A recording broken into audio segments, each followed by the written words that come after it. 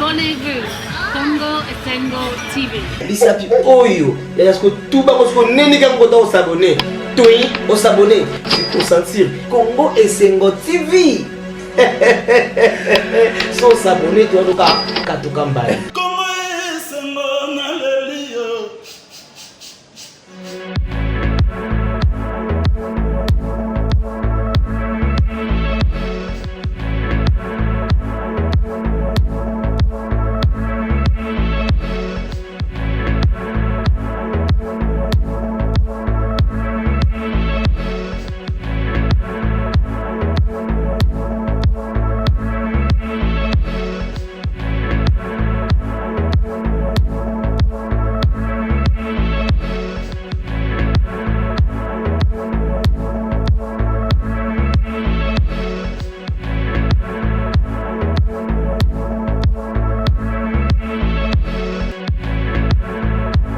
Vous nous suivez de partout dans le monde. Merci de votre confiance que vous nécessitez de renouveler à votre chaîne Congo Esengo officielle télévision.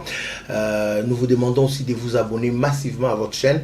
Et ne manquez pas surtout de partager aussi nos émissions partout. Dans ma plateforme, dans ma réseau, surtout, il y a un téléphone, Esengo Mingi. Alors, Congo Esengo officielle télévision, on a toujours l'actualité à vous donner en temps réel et aussi des invités à la hauteur de nos émissions. Aujourd'hui, nous allons recevoir pour vous des commissaires Bangala, Oyazali Moko, il y a Bakadre, dans Nouvel Élan, il y a Ndeko Muzitu et puis Moko communicateur, na Lamuka autour beta pi masolo nango, Lelo, tozo beta masolo gouvernement, il y a Union sacrée, il y a Warrior comme on les appelle. On va voir comment est-ce que les choses vont se passer. Tourbeta l'isolo à réaction, il y a des députés mécontents donc pour se retrouver dans le gouvernement où le premier ministre Sama Azako conduire et puis dédoublement dans Katia Lamuka. Qu'est-ce qui se passe? Bâton commandement et qui pas et pas Ndeko Muzitu tout bâton commandement et que Nangamba Ndeko Moïse Katumbi. Et puis on va parler aussi dans la réalité qui à Kinshasa au moment où nous faisons cette émission.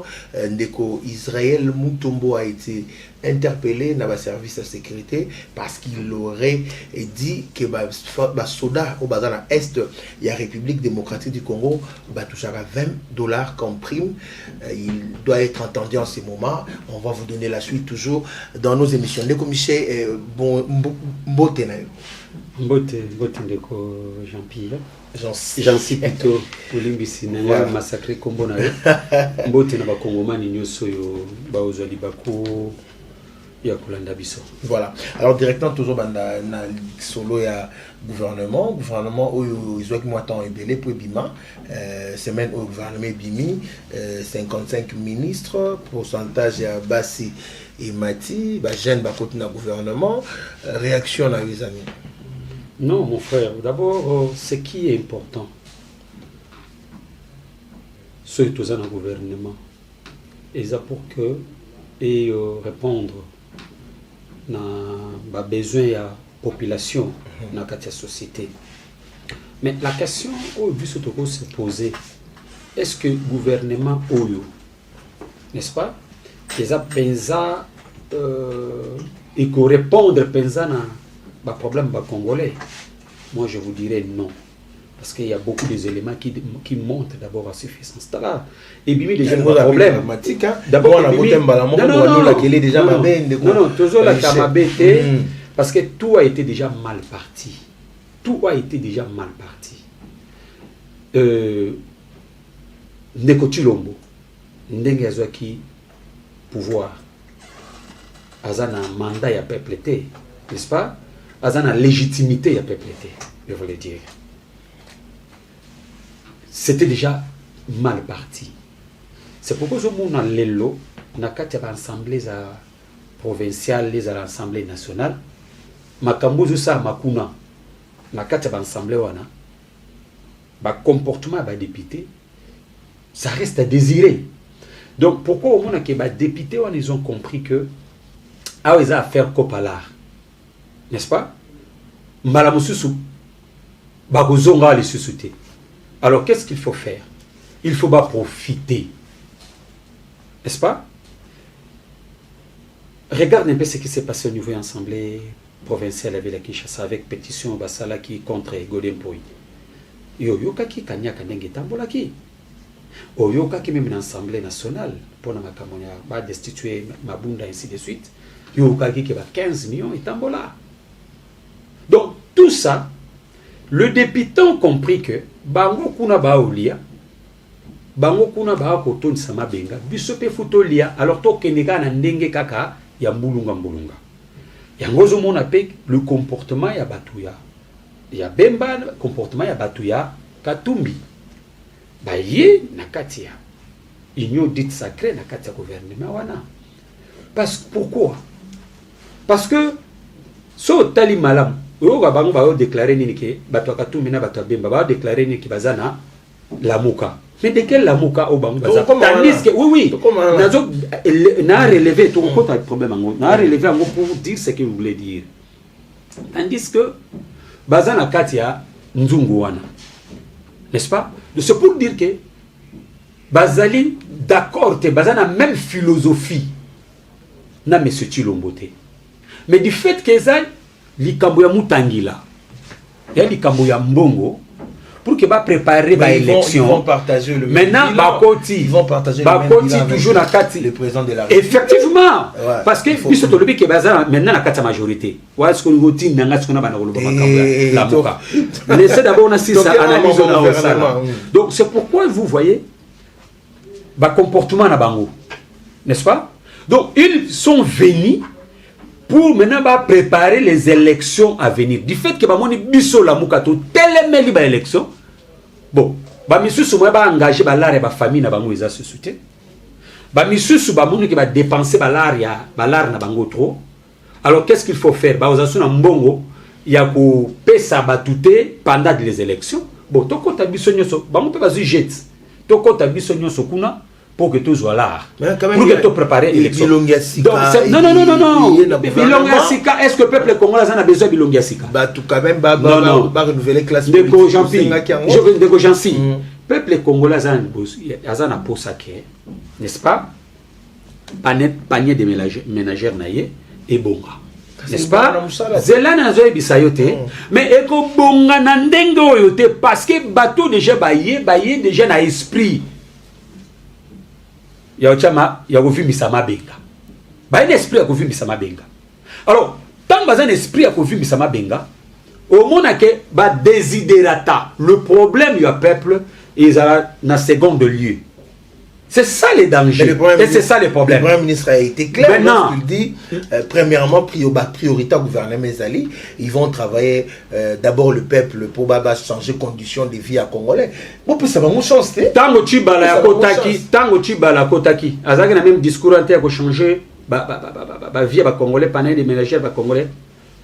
Ba premier ministre nyoso ba gouvernement nyoso oyo Bekotaka, ba même discours, même langage. S'il vous plaît, quel warrior, quelle est la différence de quoi? Naoye bisayo boye. Yozoni ngoki misanga analyse na nina sale la yo. Donc c'est pour dire que gouvernement oyo, n'est-ce pas? Et au répondre à un problème, n'a pas des idéata et pas congolais. Et en plus, nous le savons que dans notre pays, il y a l'infiltration. Mais yo yebi ke na kati gouvernement oyo. Et ça na batu. Donc je peux vous dire que Roubero est parti, Roubero est revenu. Zelana non, c'est officiel. Faut le makambo na bopolé les polé. Maintenant on a le bopolé l'été.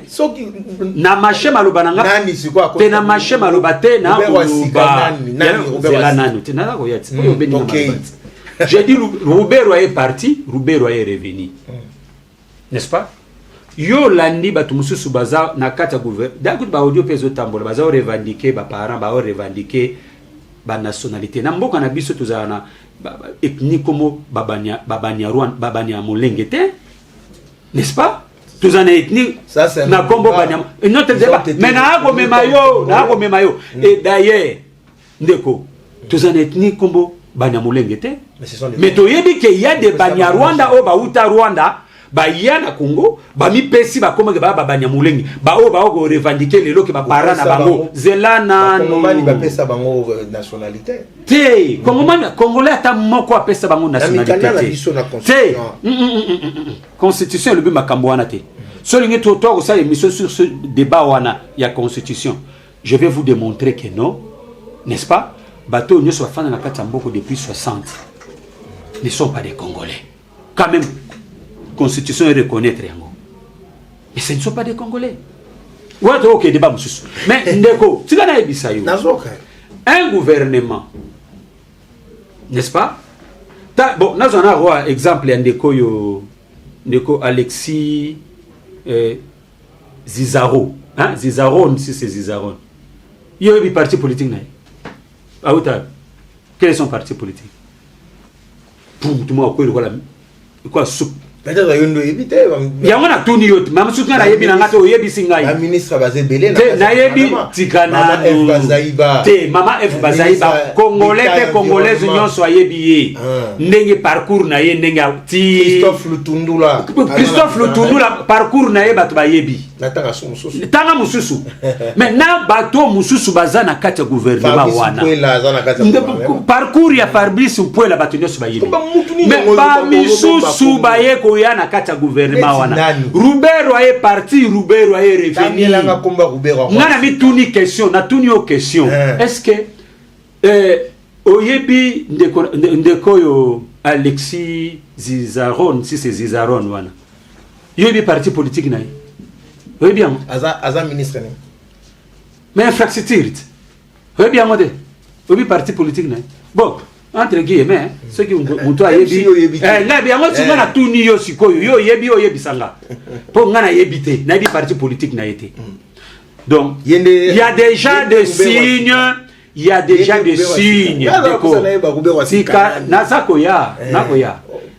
signes ozola kisa que na kati gouvernement n'est-ce pas il y a l'infiltration na kati infiltrer des bananes pour 55 ministres liste des aléas na obimisela infiltrer ta moko infiltrer cause la na kati gouvernement et moi déjà il y a l'infiltration yo yebi ke na kati gouvernement et ça bato mususu ba cité ba na kati ba rapport mapping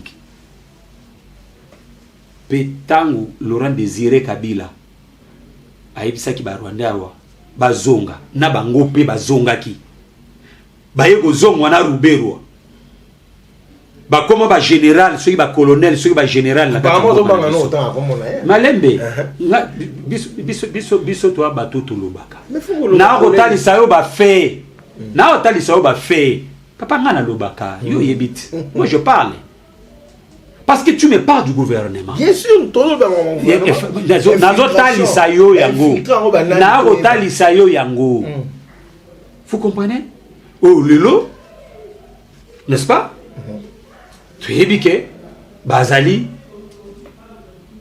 ba Rwandais n'est-ce pas nationalité douteuse mais bazana kati gouvernement apparemment bazana kati gouvernement mais le vrai problème non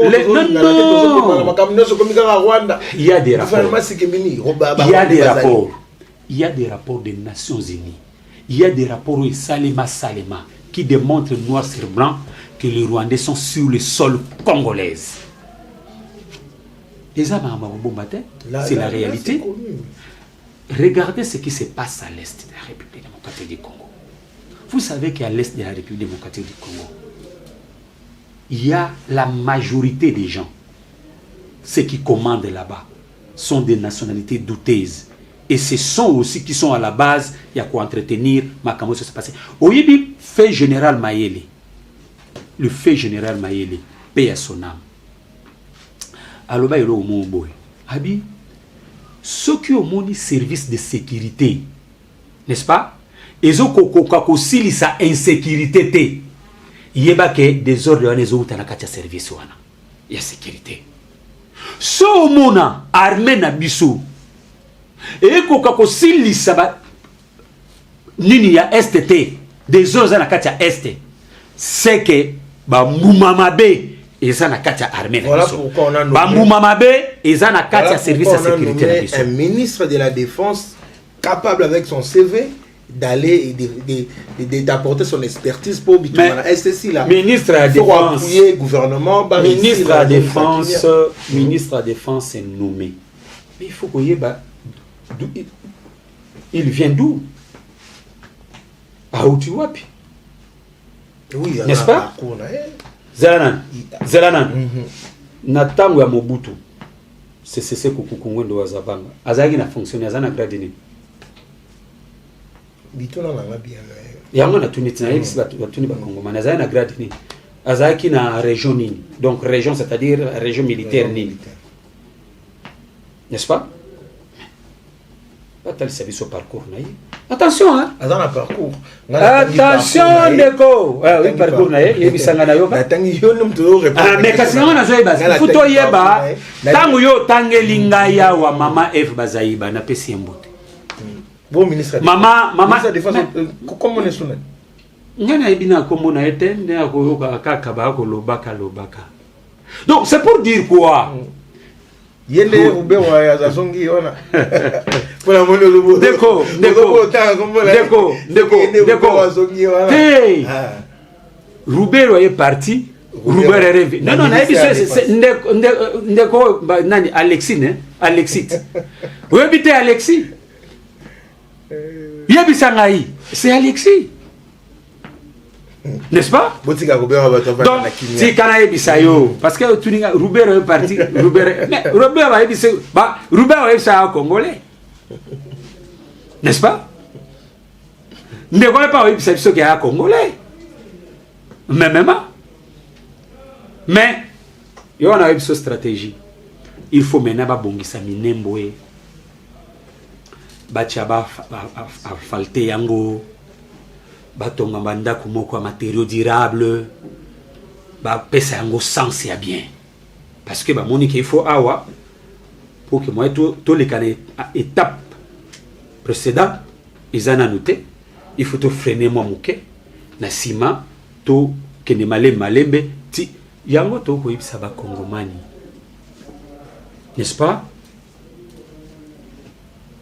Que et la biso tozala éveillé. Donc to peut sa chance. To fungola biso. Ngana yebiso que gouvernement oyo chance moko ya kopesa bango ezalité. Bon so ba réussir kasi. Alors beaucoup mi prophète de malheur. Ndeko. Action surtout. Ndeko. Go échouer, nyonso go échouer.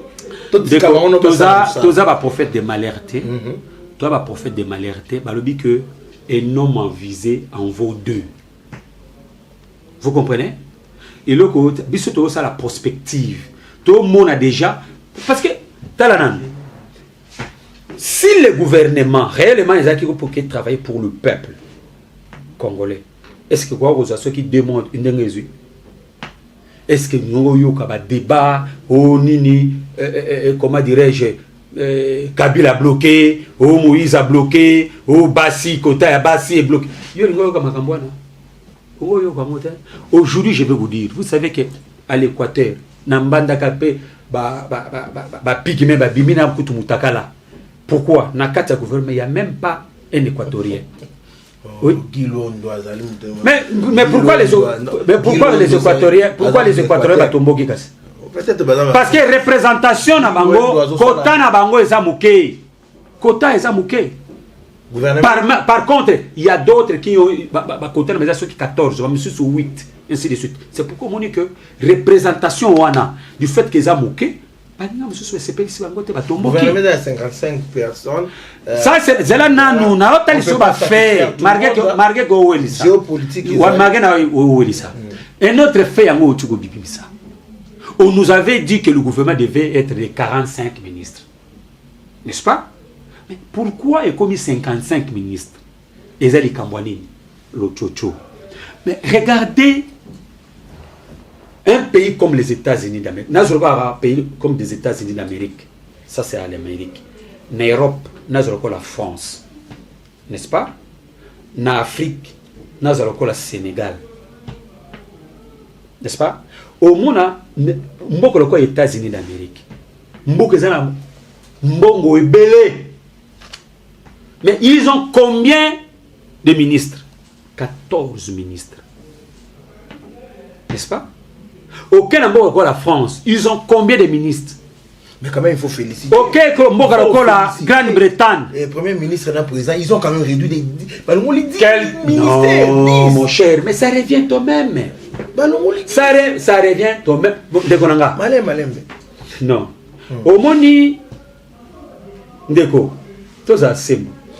Budget na biso, zanan. Budget d'abord ya mboka oyo.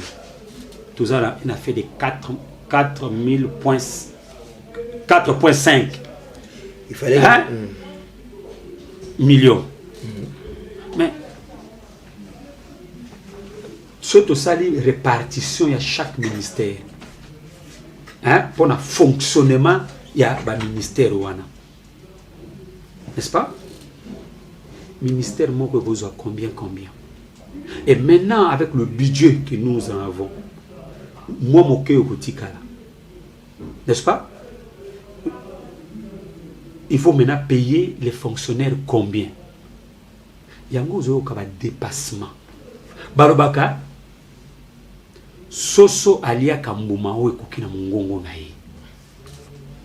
Mais dans ces cas d'espèce, mon cher ami, Jansi, au monde que Bazawana pour que ba répondre à ma problème à population té. So moni makambouana ils a pour que d'abord bazo lukana nous ma poche est tonda. Donc c'est là où nous sommes en train de dire que le gouvernement bah wana pour travailler pour le peuple.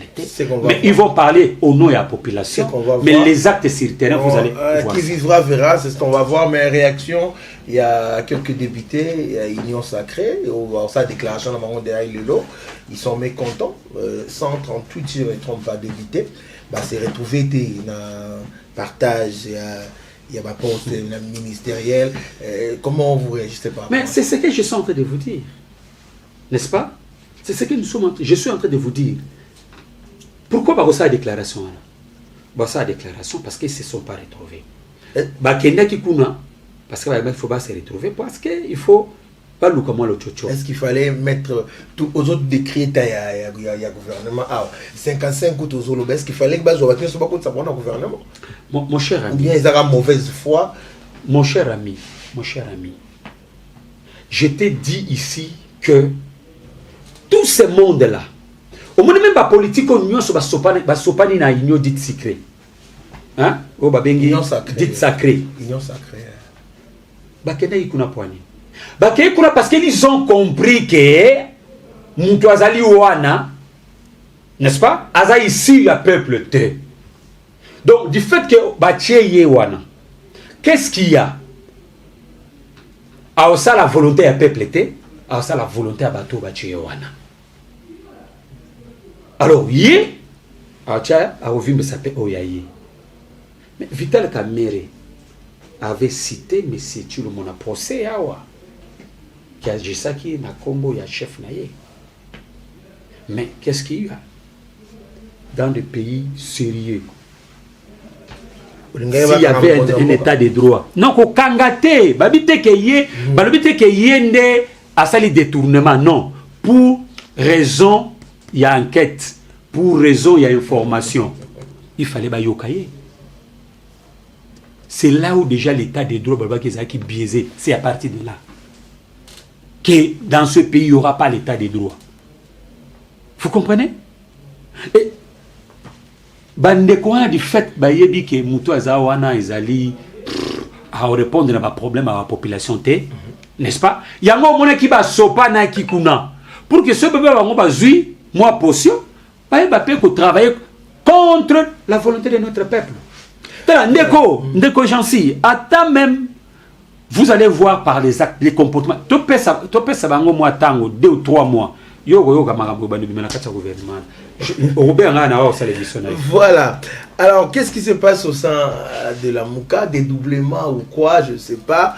Mais Ndeko Miché a expliqué, mais pour le moment, tu dis que la Mouka, elle, Moïse Katumbi, à toi qui fonctionne, ça m'a dit justement, après que Koto, na Kinshasa, ndeko musutu pazwaki bâton de commandement na maboko ya président Fayulu. Alors ndeko Michel monteke bulu yeke koti na kati ya lamuka ndeko bulu yeke koti na kati ya lamuka ndeko Jansi bulu yeke moko teza na kati ya lamuka. Lamuka se porte à merveille. Lamuka c'est l'esprit de notre peuple. Lamuka c'est un esprit, un état d'esprit. Non. Bemba avait même félicité son frère Moïse Katumbi. Mais non. Mais attends, féliciter. Cela, ce n'est pas l'absolu, ce n'est pas dit que la vérité réside là-bas. Non, mon frère ami. Vous savez les pommes soient. Au comportement, bazo agir bon pour l'année. Je pense que j'avais fait une émission ici avec toi. Selon Bembana Nakatumbi, pour eux, balingaki ke lamuka salanini ikufa. Yango yoka ki babanaki ko avancer na kati ba parti na bango ke sengeli mutu a travailler pour na parti na comme si bango ba travailler comme si ba parti on a se travailler pour na parti na bango te. Parce que bazaki déjà na plan na bango ya ko liquider la muka. Bazaki na plan na bango pour na ko s'adhérer na union dite sacrée. Alors, qu'est-ce qu'il fallait faire? Faudrait que tu liquider déjà la muka yekufa. Yango monaki bande ko mususu ensemble. N'est-ce pas? Bazaki charte la muka ba pasola. Banani wana fotanga ba nazana besoin kotanga ete pour que na fulaye nazana besoin kotanga comme ete pour na fulaye ba congolais nyoso ba yebi ke porte parole moko ya Moïse Katumbi azaki charte la muka a pasoli ya Laurent Onyemba iyo mtotangi yeni mtaka a pasola ki na bosko na tangelo yo moko ndeko Mike Mukebai ndeko Mike Mukebai bo benga ibo tuna yena etando ikeoyo ndeko Mike Mukebai ayebisa biso ngayo yo Michel Mangala na ba prince Penge na biso nyos que Moïse Katumbi a lobela ouvertement, n'est-ce pas, que bazali sous na kati ya la muka te. Pour eux la muka ils allaient page tournée ndeko nena oyebisa yo que objectif na bango ezaki ke ba liquider la muka avant que ba ke donc s'adhérer na katia union dite sacrée. Mais malheur à bango ezaki ni parce que d'abord écoutani na mandat ya président légitimement élu Martin Fayulu. Le temps où il fallait s'adhérer, mandat ezaki pa na ye. Ça c'est la première des choses. La deuxième des choses, parce que la mouka c'est l'esprit du peuple. Peuple a derrière la mouka peut assimiler la mouka. Donc on va se rendre compte que la mouka est constituée bloc moko population et derrière Tango. Alors acte o bango ba ke ko s'adhérer na union dite sacrée et discréditer bango. Alors ceux qui le va perdre que ba sous la mouka te ba moi comme si ba perdre yango sikoyo ba s'attacher ba s'accrocher seulement à la mouka mais ils ont discrédité bango. Mais ndeko natanga lu susu loi statut il y a opposition politique. Donc loi 07/008 du 4 décembre 2007. Natang le disposition moko. Article D. Bana Congo Balade. Et le biboy.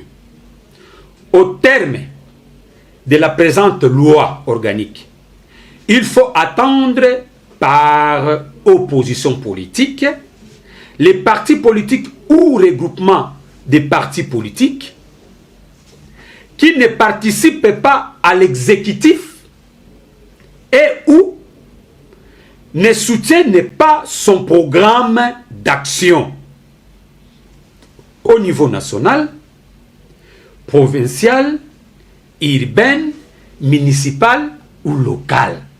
Bon, il y a du sangai. Les lots ensemble, basant na kati exécutif, oyo ya ndeko Chilombo. MLC eza na kati exécutif ya oyo ya monsieur Chilombo. Yebisanga.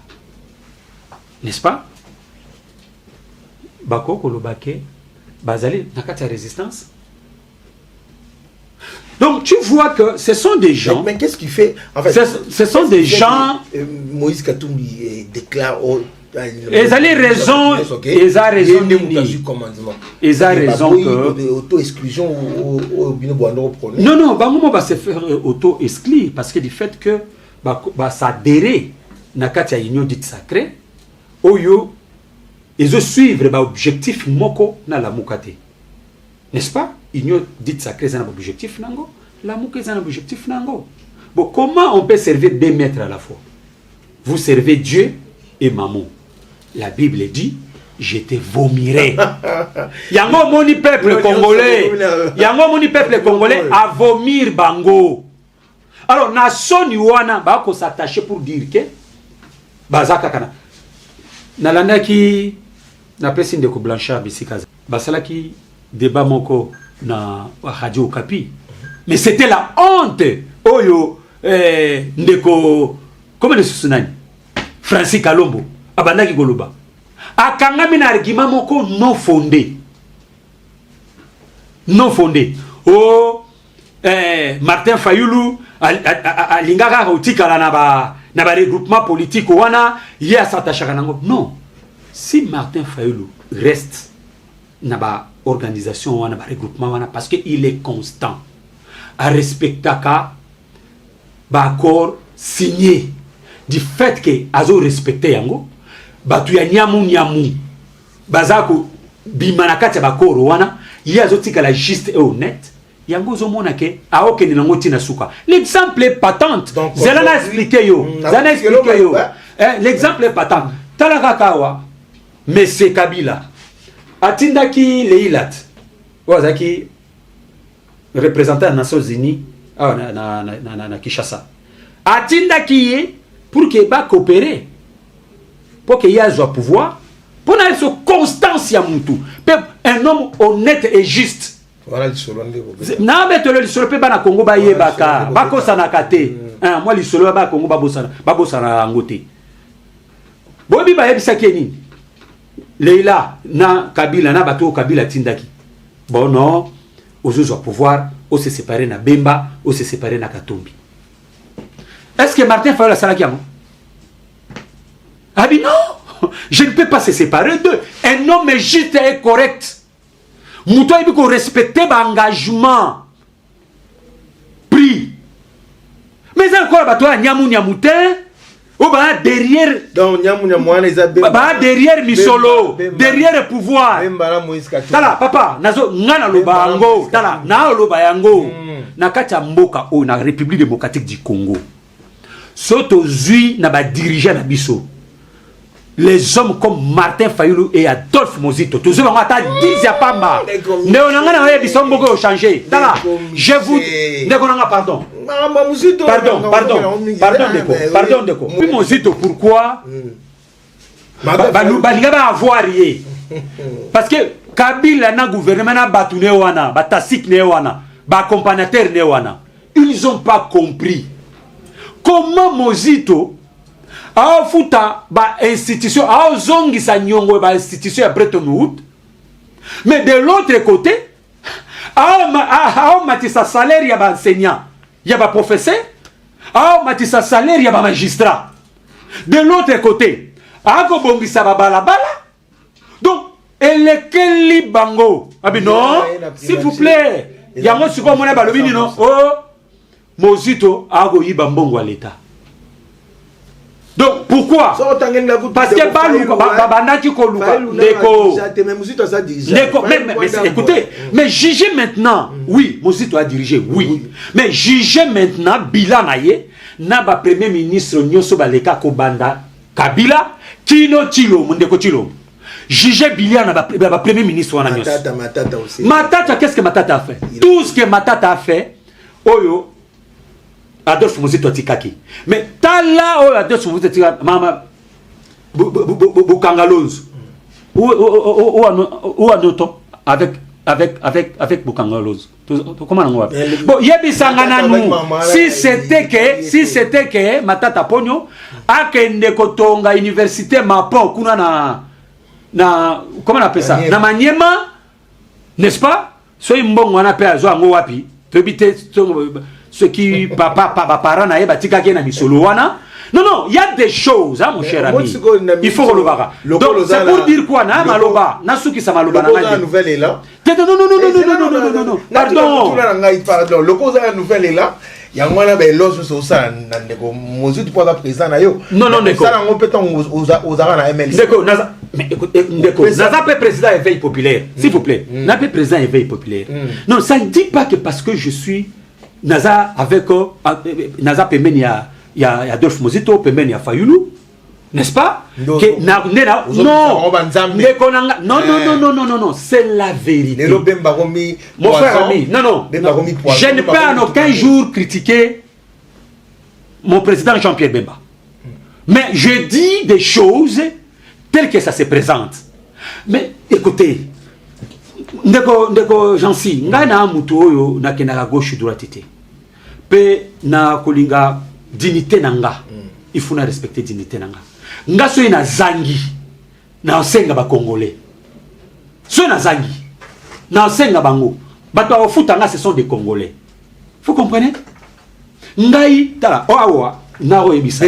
Zana ro yebisa. Mais yango na ro yebisa yo. S'il vous plaît. Mais na ro yiba na libenga ya l'état te. Na ozana kati libenga ya l'état te.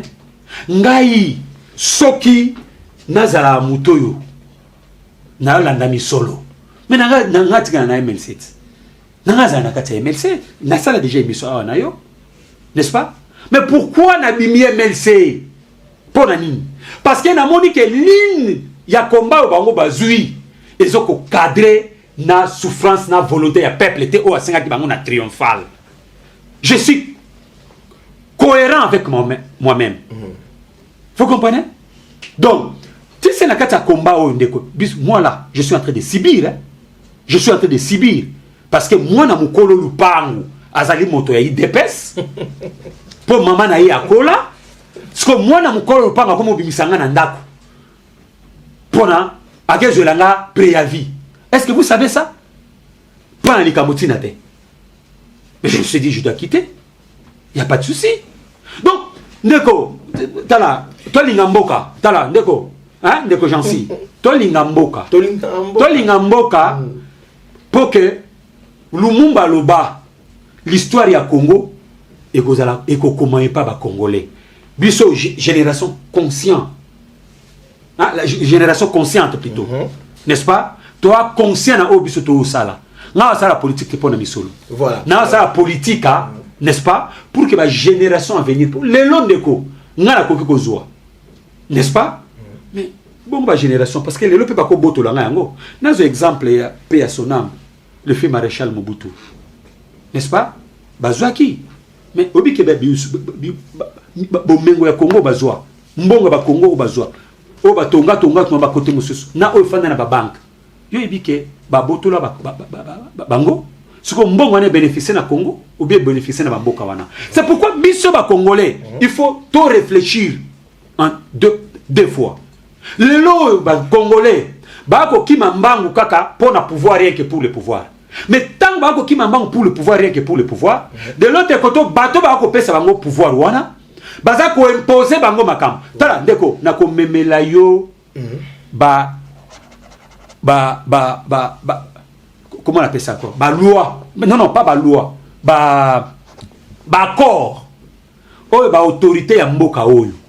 Ba signa contre le Congo pour que ba mboka ba exploiter Congo, pour que même armée na biso ekota na kata Congo, ba armée wana ya ba paana ekota na Congo. Je vais vous amener ça ici totanga yango, je vais récupérer ça na totanga disposition moko ça na mutuna moko poto silisa parce que ba biso singonga la biso koki loi électorale les jours à la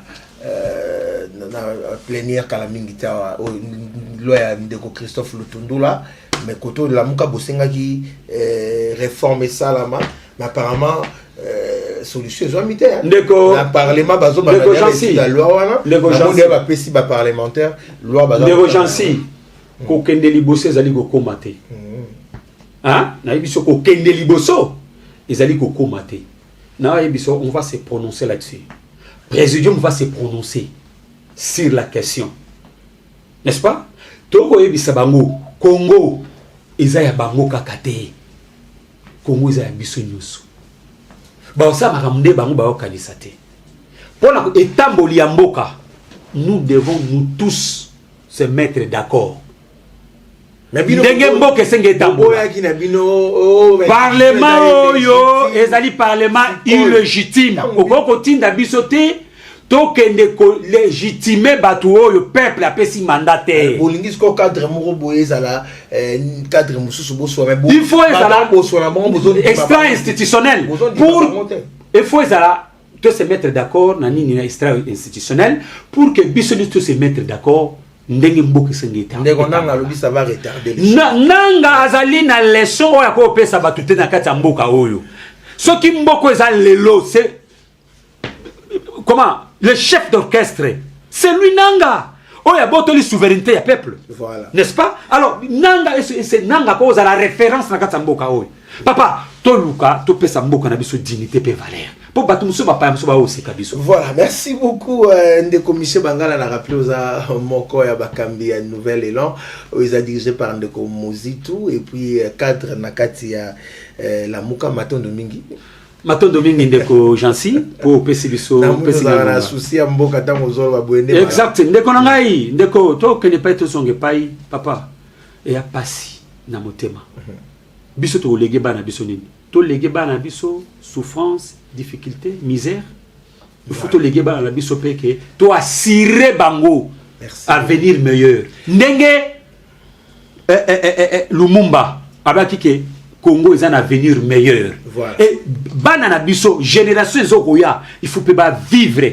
Voilà, biso to lobara ba meilleur ya mboka Congo na Kianga, Congo ya Ndeko Michel, Congo ya Ndeko Picho, Congo ya Ndeko Redi, Congo na biso nyonso travaillons pour le développement de la République démocratique du Congo. Alors tozo pesa matondi mingi na ba sunga kapé ba landaka biso la musika, madame Doris Fimpa faire slide mbote mingi madame Doris Fimpa eska ozali to pesa ba mbote na pesi pe mama Doris mbote Fimpa pe mbote musika zali mbote mingi. Voilà. Madame Annie Kassa na France, il peut te passer mbote belé, hein, balandi makasi ya chaîne na biso, mbote mingi pe na bienvenue mangwata mbote belé, moto moko ya bien, donc to ko zela wara, hein, to zela ngo pe na maboko polele et ça la biso bien matondi mingi na Laris Kabulo, Picho Mansa les gars réel, Redi Bonteke les garçons mignons, hein, on a bakisi bon na longoli tonton Kardashin. Merci beaucoup à Florence Noko à partir à Goma. Même si c'est moi qui m'écoute, des jours et moi mbutu na Goma kuna. Elle vit Mouloemi donc de la part de Pichou Mansa, Yannick Bongondo mon directeur 4 Fomobali. Salutations à Perpéti Moulanga, la grande sœur propre et pourquoi pas aussi à tous les internautes bandeko ya balandi ya chaîne Nabiso Congo Esengo officiel télévision bo s'abonner massivement parce que chaîne onde memela bino maramba bien ba invité à kitoko ibangamino so kitoko voilà pourquoi sengeli bo s'abonner massivement tokutani balasima botika na kimia.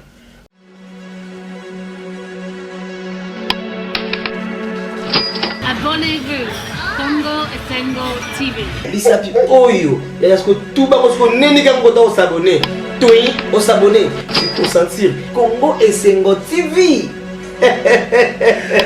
Sans s'abonner, tu vas donc à Katukambai.